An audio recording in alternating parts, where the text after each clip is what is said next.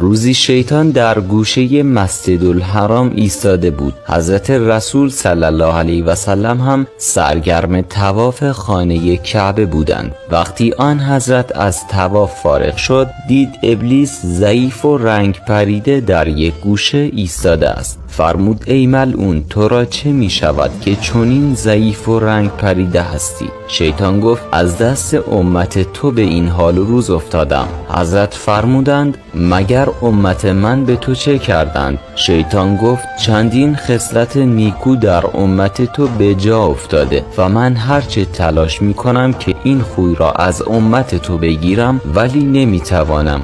حضرت فرمودند آن خصلت ها که تو را ناراحت کردند کدام ها هستند؟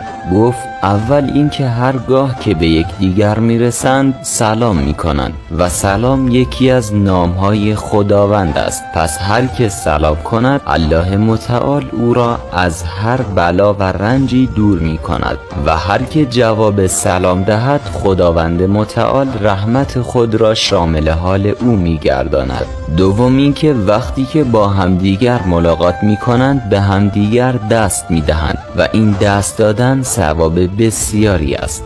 سوم وقت غذا خوردن و شروع کارها بسم الله میگویند و مرا از خوردن آن غذا و شرکت در کارهایشان دور میکنند. چهارم هر وقت سخن میگویند انشاء الله بر زبان میآورند و به حکمت خداوند راضی میشوند و من نمیتوانم کار آنها را از هم بپاشم. آنان رنج و زحمت مرا ضایع میکنند. پنجم از صبح تا شب تلاش می کنم تا آنها را به راه غلط هدایت کنم ولی وقتی شب می شود توبه می کنند و زحمات مرا از بین می برند و خداوند به این وسیله گناهان آنان را می بخشد. ششم که از همه مهمتر است این است که وقتی نام تو را میشنوند با صدای بلند صلوات میفرستند و من ثواب صلوات را میدانم و از ناراحتی فرار میکنم.